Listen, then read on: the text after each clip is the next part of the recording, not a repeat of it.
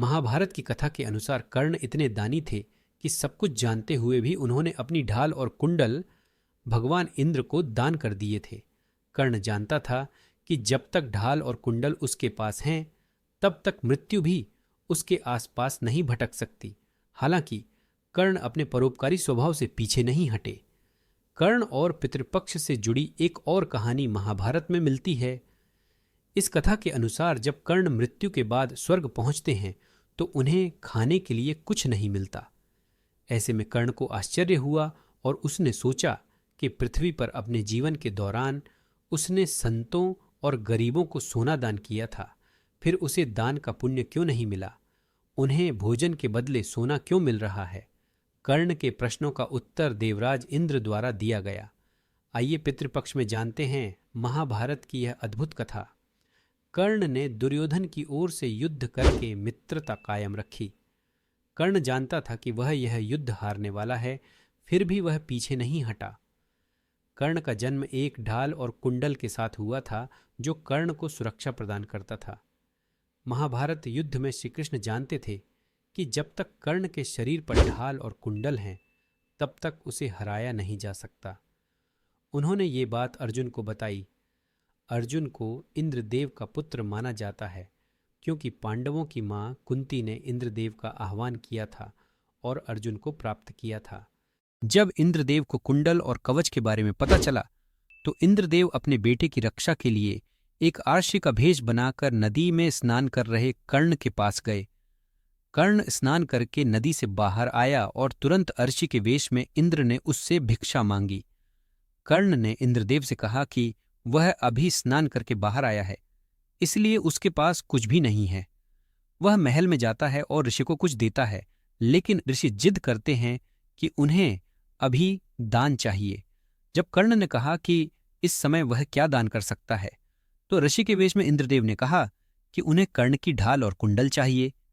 यह सुनकर कर्ण ने अपनी उदारता दिखाई और ढाल और कुंडल दान कर दिए। कर्ण को कुरुक्षेत्र के युद्ध क्षेत्र में धोखे से मारा गया था। दरअसल कर्ण के कई श्राप ही उसकी मृत्यु का कारण बने, और जब कर्ण के रथ का पहिया जमीन में धंस गया तो अर्जुन ने धोखे से कर्ण पर आक्रमण कर दिया। युद्ध के नियमों के अनुसार किसी भी निहत्थे योद्धा पर आक्रमण नहीं किया जा सकता था, लेकिन कर्ण को मारने के लिए छल का सहारा लेना पड़ता था क्योंकि कर्ण अन्याय के साथ खड़ा था। महाभारत की कथा के अनुसार कर्ण के पुण्य कर्मों के कारण उसे मृत्यु के बाद स्वर्ग मिला, लेकिन स्वर्ग पहुंचने के बाद भी कर्ण को भूखा रहना पड़ा। स्वर्ग पहुंचने के बाद कर्ण को हर जगह सोना दिखाई दिया। इंद्रदेव ने कर्ण को सोना उपहार में दिया और भोजन की थाली में भी सोना था। यह देखकर कर्ण को बड़ा आश्चर्य हुआ। कर्ण ने इंद्रदेव से प्रश्न किया कि उन्होंने अपने जीवन में इंद्रदेव को सोने के कवच और कुंडल दिए थे, फिर उन्हें भोजन के बदले सोना क्यों मिल रहा है? आखिर उसने कौन सा अपराध किया है? कर्ण का प्रश्न सुनकर देवराज इंद्र मुस्कुराए और बोले, हे दानवीर कर्ण, तुम बहुत दानी व्यक्ति हो, परंतु केवल सोना दान करने से स्वर्ग में मोक्ष और सुख के द्वार नहीं खुलते, बल्कि स्वर्ग प्राप्ति के बाद भी मनुष्य को आनंद की प्राप्ति होती है। पूर्वजों का आशीर्वाद। आपने अपने जीवन में कभी भी अपने पूर्वजों का तर्पण नहीं किया है।